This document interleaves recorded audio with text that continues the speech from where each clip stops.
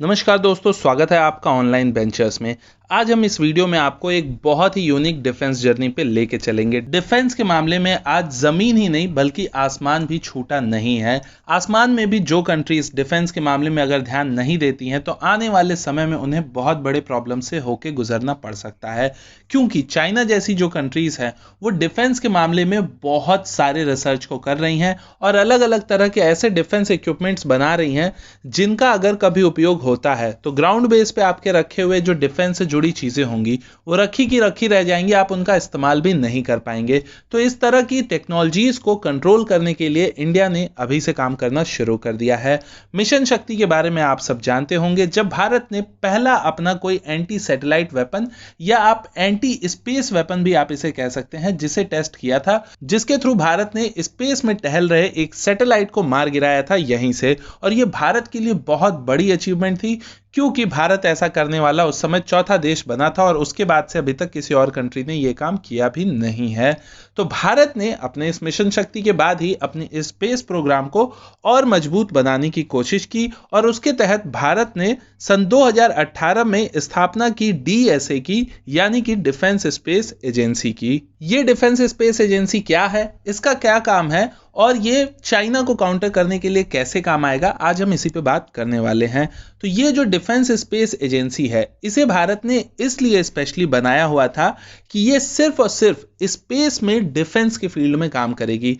इसरो है तो आप कहोगे इसकी क्या जरूरत है, तो इसरो एक ऐसी ऑर्गेनाइजेशन है दोस्तों जो कि स्पेस की फील्ड में सारे काम करती है, चाहे वो कोई नॉर्मल रिसर्च का काम हो। फॉर एग्जांपल आप मून पे जा रहे हैं, आप मार्स पे जा रहे हैं, इससे चाइना का कोई लेना देना नहीं है। चाइना आप पे अटैक करेगा तो आप अगर मार्स पे गए हैं तो ऐसा नहीं होगा कि चाइना ये सोचेगा अरे इंडिया तो मार्स पे जा चुका, उस पर अटैक ना करो। चाइना को करना होगा तो वो कर देगा। तो सेम उसी तरीके से इसरो जो है वो हर तरह के काम को करता है, स्पेस एक्सप्लोरेशन करता है, डिफेंस के भी फील्ड में कई सारे सैटेलाइट्स को लॉन्च किया है।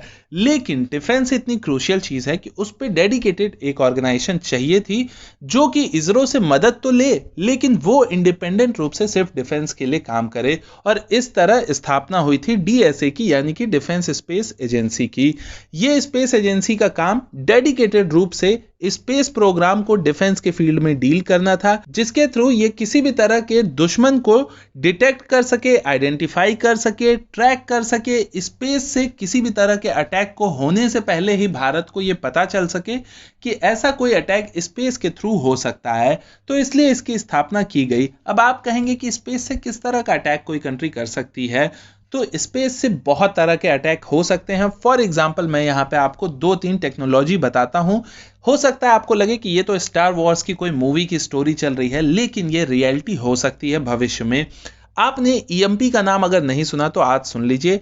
ईएमपी ऐसी टेक्नोलॉजी होती है, इसका फुल फॉर्म होता है बेसिकली इलेक्ट्रोमैग्नेटिक पल्सेस। ये पल्सेस ऐसे पल्सेस होते हैं जो कि अगर चाहें तो पूरे के पूरे किसी देश की बिजली को 1 सेकंड में उड़ा सकते हैं। ये बहुत बड़ी टेक्नोलॉजी है। हालांकि अभी किसी कंट्री के पास इतना बड़ा इक्विपमेंट नहीं है कि वो किसी देश की पूरे बिजली उड़ा दे, तो ऐसी संभावना फिलहाल नहीं है। लेकिन क्योंकि ये टेक्नोलॉजी है, इस पे कई कंट्रीज काम कर रही हैं, इंडिया भी इस पे काम करता है। इंडिया का जो काली 5000 वेपन है वो ईएमपी बेस्ड ही एक मशीन आप उसे कह सकते हैं। तो वैसे ही चाइना भी इस पे काम कर रहा है, यूएस, रशिया, सारे बड़े बड़े देश काम कर रहे हैं। तो ईएमपी की टेक्नोलॉजी ऐसी टेक्नोलॉजी है जो कि चुटकियों में स्पेस में रहते हुए जिस कंट्री की चाहे पूरी उनकी बत्ती गुल कर सकती है। और आपको लगेगा ये तो बहुत आम बात है, लेकिन यह आम बात नहीं है। अगर 1 मिनट के लिए किसी देश की बिजली चली जाए, पूरे देश में अगर ब्लैकआउट हो जाए, तो उस देश की इकोनॉमी को जितना नुकसान होगा ना, उतना कई बार मंदी आने पे होता है। तो इतने बड़े बड़े नुकसान हो सकते हैं। साथ ही साथ अगर कोई दूसरी कंट्री आपका इस तरीके से पावर सप्लाई कट कर दे, तो आप चीजों को ऑपरेट कैसे करोगे? आप जो अपने डिफेंस की चीजें हैं उनको ऑपरेट कैसे करोगे?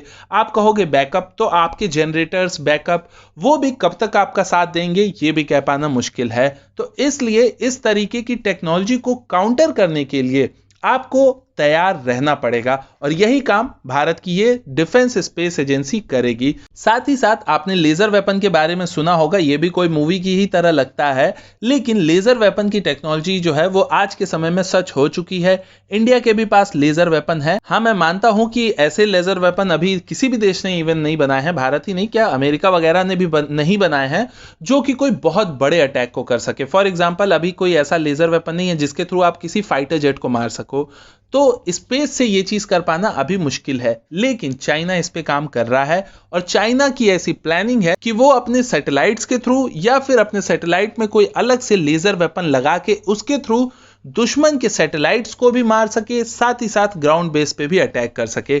ग्राउंड पे अटैक करना फिर भी थोड़ा मुश्किल हो सकता है, लेकिन एक सैटेलाइट के थ्रू दूसरे सैटेलाइट पे अटैक करना फिर भी थोड़ा इजी होगा। तो इस केस में चाइना काम कर रहा है और ऐसे समय में आप इमेजिन करिए आपका किसी देश से युद्ध चल रहा है, कोई दूसरा देश आपको सैटेलाइट की तस्वीरें नहीं दे रहा है और आपके अगर खुद के सैटेलाइट्स हैं, जैसे पाकिस्तान जैसी कंट्रीज के पास तो है ही नहीं, लेकिन अगर भारत, अमेरिका, चाइना, रशिया ऐसी कंट्रीज जिनके पास खुद के अच्छे अच्छे सैटेलाइट्स हैं और उन्हें कोई मार दे या फिर उन्हें किसी भी तरीके से ऐसा नुकसान पहुंचा दे कि वो काम करना बंद कर दे अगर अचानक से, तो आप इमेजिन करके देखिए आपके पास कितनी ज्यादा प्रॉब्लम हो सकती है।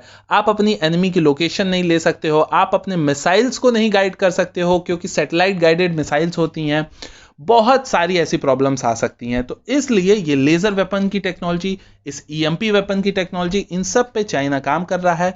तो इन सब को कंट्रोल करने के लिए इस डीएसए को बनाया गया है। खैर, मैं यहाँ पे डीएसए की बात कर क्यों रहा हूं आज, तो डीएसए की बात इसलिए कर रहा हूं क्योंकि जब इस कंपनी को बनाया गया था उस समय यह प्लान किया गया था कि यह कंपनी स्पेस के फील्ड में भारत को प्रोटेक्ट करेगी। पर करेगी कैसे? तो उसके लिए यह कंपनी अकेले नहीं काम करेगी, बल्कि यह ऑर्गेनाइजेशन कई सारी स्पेस कंपनीज के साथ मिलकर काम करेंगी जो कि किसी भी तरीके से भारत को स्पेस में सुरक्षा पहुंचा सकते हैं।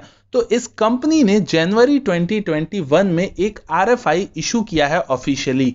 अभी तक ये कंपनी इस पे काम तो कर रही थी, लेकिन कोई ऑफिशियल ऐसा था नहीं जो लिखित रूप से कुछ हो, तो क्योंकि जल्दी ही बनी है, तो इसलिए ये स्पेस एजेंसी जो है इसने एक आरएफआई यानी कि रिक्वेस्ट फॉर इंफॉर्मेशन इशू किया है कई सारी स्पेस कंपनीज को भारत की। आपको लगता होगा सिर्फ इसरो है, लेकिन इसरो जैसे और भी अब कई सारी प्राइवेट कंपनियां भारत में आने लगी हैं। फॉर एग्जांपल जैसे अग्निकुल है, स्काई रूट है, ये सारी स्पेस कंपनीज आना शुरू कर चुकी हैं। तो अब ये सारी कंपनी और ऐसी और भी बहुत सारी कंपनीज इन आरएफआई का जवाब देंगी रिक्वेस्ट फॉर इंफॉर्मेशन पे, अपनी वो इंफॉर्मेशन देंगी इस एजेंसी को कि वो क्या हेल्प कर सकती हैं इस एजेंसी की, जिसके थ्रू इंडिया स्पेस में प्रोटेक्टेड हो सके, कोई दुश्मन स्पेस के थ्रू भारत के डिफेंस को चकमा ना दे सके, उसे कोई चोट ना पहुंचा सके। तो ये ऑफिशियल एक अनाउंसमेंट था उनका, इसलिए इस एजेंसी के बारे में आज आपको बताना पड़ा। आप अगर स्टूडेंट है तो स्टूडेंट पॉइंट ऑफ व्यू से कुछ डेटा आपको बताना चाहता हूं। इस एजेंसी की स्थापना यानी कि डीएसए डिफेंस स्पेस एजेंसी की स्थापना सितंबर 2018 में हुई थी। ये एजेंसी ऑपरेशनल है नवंबर 2019 से। तो ये दो डेट आपको याद रखने होंगे। साथ ही साथ ये जो स्पेस एजेंसी है ये तीनों ही सेनाओं के साथ मिलकर काम करती है। तीनों ही सेनाओं से मतलब है कि जल, थल, नभ, तीनों ही, एयरफोर्स, आर्मी और नेवी, इन तीनों ही सेनाओं के साथ मिलकर काम करती है। क्योंकि देश हमारा तीनों ही सेनाओं को मिला के सुरक्षा प्रोवाइड करता है, तो इसलिए ये कंट्री तीनों ही सेनाओं के लिए काम करती है। इस समय इस एजेंसी को हेड कर रहे हैं air vice marshal SP Dharkar ji, और ये इस समय इस ऑर्गेनाइजेशन के चीफ हैं। तो ये फिलहाल लास्ट एयरफोर्स से बिलोंग करते हैं। इस ऑर्गेनाइजेशन के चीफ फिलहाल ये हैं। भविष्य में जरूरी नहीं है कि कोई एयरफोर्स का ही बंदा हो, वो रिक्वायरमेंट के हिसाब से नेवी या फिर आर्मी से भी लिया जा सकता है।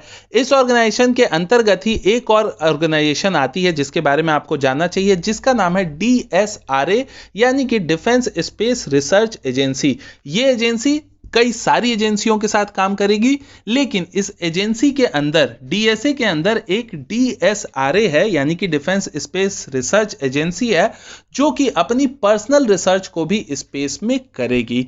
उम्मीद है कि आप ये समझ गए होंगे कि ये डीएसए क्यों बनाया गया। एग्जाम पॉइंट ऑफ व्यू से इसमें जो डेटा इंपॉर्टेंट था वो भी मैंने आपको बताया।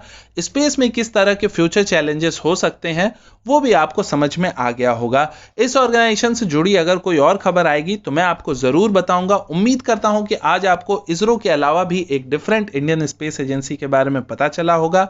आपको ये वीडियो अगर अच्छा लगा हो तो अपने दोस्तों के साथ शेयर जरूर करिएगा। मैं मनीष मिलता हूं आपसे अगले वीडियो में, तब तक के लिए आप मुस्कुराते रहिए। नमस्कार, जय हिंद।